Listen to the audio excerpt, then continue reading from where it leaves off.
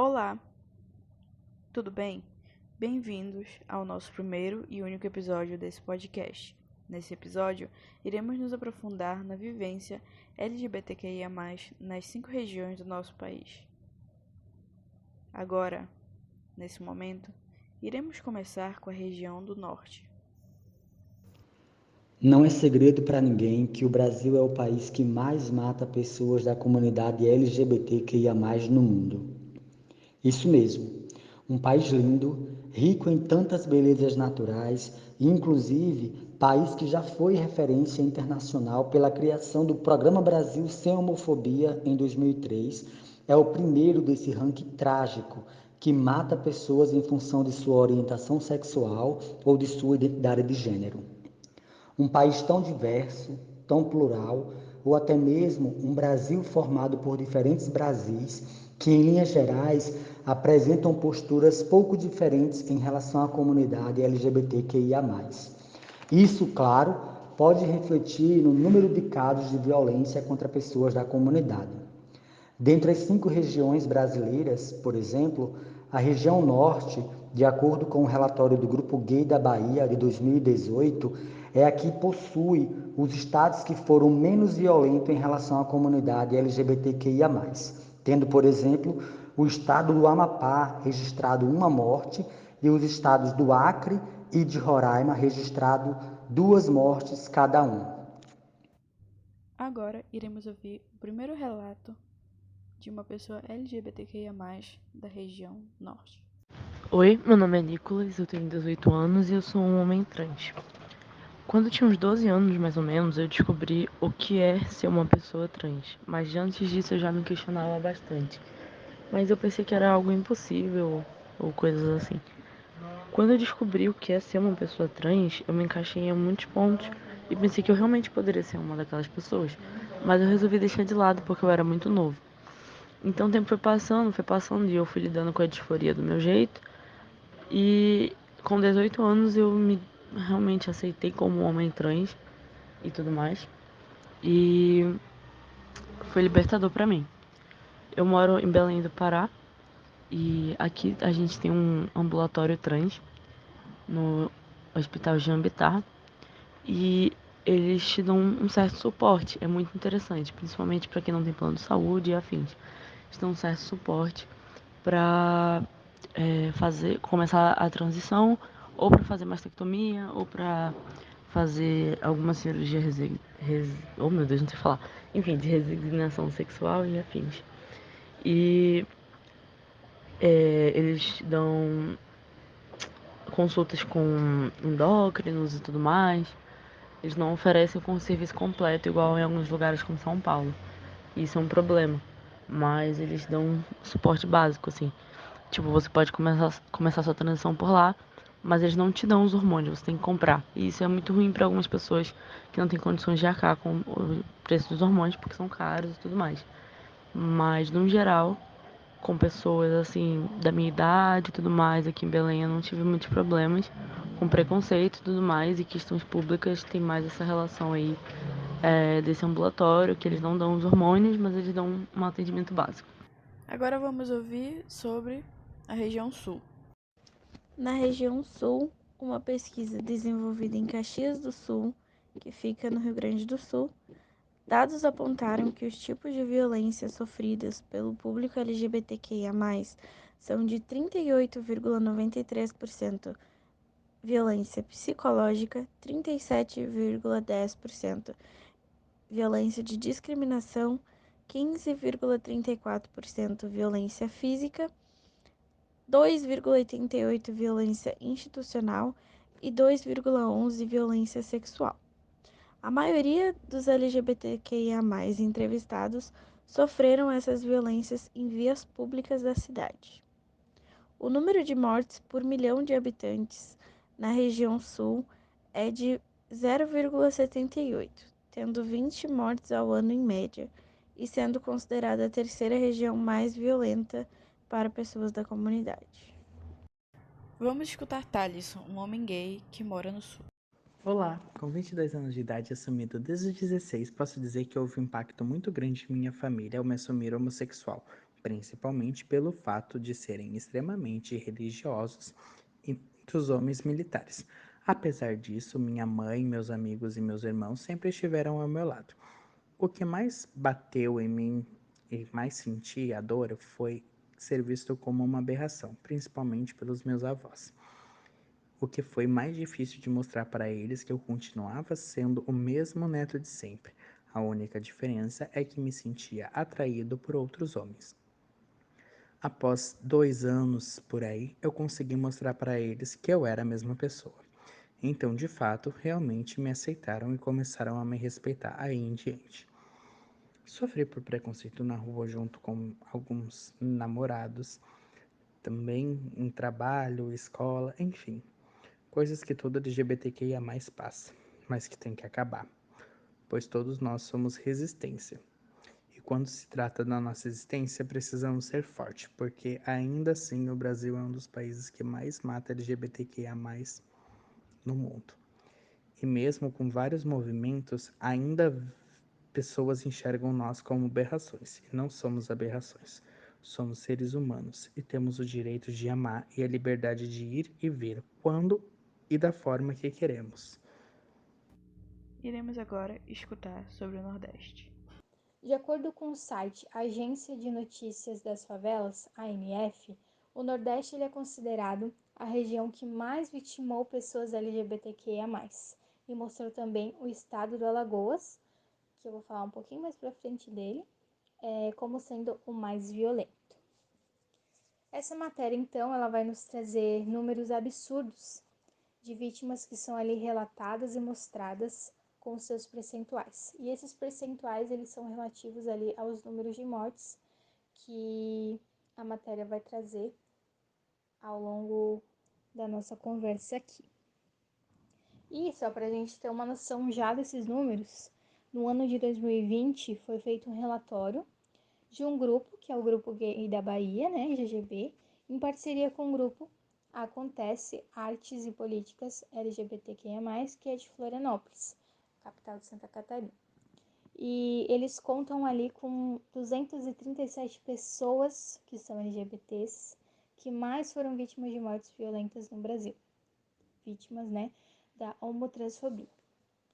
Agora, falando um pouco ali das vítimas dentro da região do Nordeste, a gente pode dizer, então, que essa região é a região que ocupa primeiro lugar no ranking de mortes. E tem ali os seus 113 casos. E Fortaleza, que é a capital, ela é considerada a mais homotransfóbica. E agora, trazendo mais uma curiosidade, como eu falei no começo, né, que eu falar do estado do Alagoas, ele é considerado mais violento. E de acordo com os dados fornecidos pelos grupos, tanto o grupo GGB da Bahia como o grupo ali de Florianópolis, eles nos trazem uma informação onde eles dizem que o risco de uma pessoa LGBT ser assassinada em Alagoas é 6 vezes maior do que em Santa Catarina. Números preocupantes, não é mesmo? Primeiro lugar no ranking. Mas agora iremos ouvir o relato de uma mulher lésbica que mora no Nordeste. Olá, eu me chamo Carlina Pinheiro, sou formada em medicina veterinária, moro no Nordeste, mais especificamente no Rio Grande do Norte, e a minha percepção de ser lésbica no Nordeste, eu acho que eu ocupo uma posição muito privilegiada, pois, graças a Deus, a minha história ela não tem rejeição por parte da minha família, eu não tive afastamento por nenhum amigo se afastou devido à minha opção. Não sofri preconceito no trabalho, não sofri preconceito em nenhum local da sociedade. Então, acho que eu ocupo uma posição muito privilegiada, né? Infelizmente, também, graças a Deus, não presenciei nenhuma situação de preconceito próximo a mim, nem com homens, nem com mulheres. E realmente isso me coloca em uma situação privilegiada, pois sabemos que ainda existe muito preconceito, né, das pessoas poderem ser quem elas são, né? E as minhas dificuldades enquanto lésbica, né, foi no momento de descoberta, né? Quando eu me percebi sentindo algo diferente pela minha melhor amiga na época, descobrindo esse sentimento, não era algo que eu imaginava que eu fosse. Eu não tenho trejeitos masculinos, meu tipo é mais feminino, então é algo que não se entrega ao se olhar. E eu acho que talvez por isso, né, tenha facilitado que eu não sofresse preconceitos. Então, a minha percepção de ser lésbica, os meus dilemas, eles foram principalmente pessoais mesmo, de me aceitar enquanto lésbica. Eu tive uma segunda namorada que me ajudou bastante nesse processo. Eu tinha uma certa dificuldade, né, em programas com família, de apresentar. Eu tenho um pouco de vergonha, apesar da minha família nunca ter feito nada, mas eu tinha um pouco de vergonha ainda, não me aceitava muito. E essa segunda namorada, ela foi muito importante, ela era uma mulher mais decidida, e ela me ajudou a perceber que não tinha nada demais, que cada um podia ser o que era, e esse era o único jeito de ser feliz, né? E hoje eu brinco, sou lésbica 24 horas por dia, em qualquer lugar que eu esteja, em qualquer lugar que eu vá, desde o momento em que eu chego, né? E é muito bom a gente de fato poder ser quem nós somos. Então, que a gente possa, né, cada vez mais conversar sobre isso e ajudar as pessoas a passar pelos seus processos, a sociedade entender isso, para que todo mundo possa viver cada vez melhor, né? Viver mais feliz. Pois é isso. Além de toda homofobia externa, ainda tem aquela homofobia internalizada, aquela homofobia que nós somos desde cedo, desde pequenos, ensinados a reproduzir. Até mesmo quando vamos nos descobrir, nós reproduzimos essa homofobia para nós mesmos. E agora vamos ouvir um pouco mais sobre a região Sudeste. Crimes contra a comunidade LGBTQIA+, infelizmente, mesmo na atualidade, ainda são muito comuns. Geralmente são cometidos de noite ou na madrugada, em locais ermos ou até mesmo dentro de casa, o que dificulta a identificação dos autores. Considerando as mortes por milhão de habitantes, o Brasil possui, de acordo com o relatório de 2018, que foi divulgado pelo Grupo Gay da Bahia, uma taxa de 300 assassinatos de pessoas da comunidade LGBTQIA+, por 1 milhão de habitantes, possuindo um índice de 2,01. Na região sudeste do país, por exemplo, esse índice é de 1,56. O que faz esse índice ficar abaixo do índice nacional é justamente o tamanho da população dos estados que compõem essa região do país. Na região em questão, apenas o estado do Espírito Santo apresenta um índice superior à média nacional, ou seja, 2,77 mortes por milhão de habitantes. E agora iremos ouvir o relato de uma sudestina. Meu nome é Luísa, eu nasci no Rio de Janeiro e eu me reconheço como bissexual há mais ou menos 5 anos. Quando eu tinha de 15 para 16 anos, eu sempre tive curiosidade de saber como seria a experiência de me relacionar com uma mulher. Até que quando eu mudei de escola, eu conheci uma menina que eu namorei por quase 2 anos. E foi assim que eu me descobri. Nós conversamos um dia e vimos que sentíamos sentimentos diferentes, que era mais que amizade. E desde então eu percebi que aquilo que eu sentia era realmente para valer. E sempre me batia aquela dúvida que eu sei que acontece com a maioria das pessoas, não com todos, mas bateu aquela dúvida de será que eu sou lésbica ou bissexual mesmo? E foi muito difícil para mim no começo, mas com o tempo eu vi que a minha orientação era realmente bi. As pessoas nos descobriram, eu e a minha namorada da época, por meio de uma fofoca. Nem meus amigos mais próximos sabiam ainda. E foi um processo muito natural. Com o tempo, as pessoas onde eu estudava foram me apoiando e eu nunca sofri nenhum tipo de ataque vindo delas. Pelo contrário, sabe? Todo mundo sempre me apoiou muito. E na minha escola, inclusive na minha sala, tinham muitas pessoas LGBTs, QI+. E ali onde eu me descobri, naquela situação, naquele ambiente, que era a minha escola, eu nunca me senti atacada em nenhum momento. As pessoas sempre foram muito boas comigo. Da parte dos meus pais já foi um pouco diferente. Quando eles souberam, eles ficaram muito em choque e me pediram para eu me afastar dela imediatamente. E eu não esperava que eles aceitassem isso, pelo contrário. Mas eu também não esperava que eles tivessem uma reação assim tão grotesca comigo. E eu também não esperava me separar repentinamente de uma pessoa que eu gostava tanto e que eu passava o dia inteiro com ela.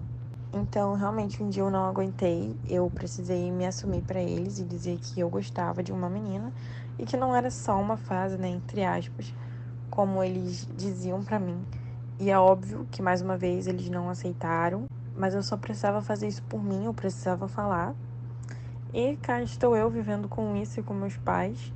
No momento atual, eles fingem ignorar que isso aconteceu, mas no fundo eles sabem quem eu sou. E sorte que eu tenho muitos amigos que me apoiaram durante esses anos difíceis, porque foram anos realmente muito duros de aguentar. E hoje eu sei lidar com isso de uma forma bem mais madura, com outros olhos, mesmo que eu não tenha o apoio dos dois comigo. Eu sou muito feliz com quem eu sou hoje e eu espero que um dia eles possam ver isso também. Infelizmente, nem todos têm sorte de ter pais de mente aberta. Nós torcemos para isso mudar daqui para frente. E agora, iremos escutar sobre a região do Centro-Oeste. Na região Centro-Oeste, o número de mortes por 1 milhão de habitantes da população LGBTQIA+, corresponde a 1,28, sendo em média 18 mortes por ano. Em Mato Grosso, numa pesquisa feita em 2020, foram registrados 160 ocorrências de crimes contra o público LGBTQIA+, segundo o Grupo Estadual de Crimes de Homofobia, sendo destas 160, 10 mortes. Infelizmente, não conseguimos nenhuma pessoa dessa região para contar um relato sobre sua vida. Então, trago esses dados para vocês. O Correio Brasiliense diz que metade da comunidade LGBT em Brasília já sofreu preconceito. Esse dado é de 2016. Pesquisa divulgada pela Associação da Parada do Orgulho LGBT de Brasília mostra que esse número é menor que há 9 anos atrás. Em 2007, 64% dos entrevistados relataram ter sofrido com a discriminação. Na primeira avaliação realizada em 2007, 64% dos entrevistados já haviam sido vítimas, nos 2 anos anteriores, no caso. Na última análise feita em maio do ano de 2016, o índice teve uma queda de 20%. Agora, 51% dos avaliados garantem ter sofrido com preconceito. A pesquisa entrevistou 375 LGBTs em bares, festas e clubes de Brasília.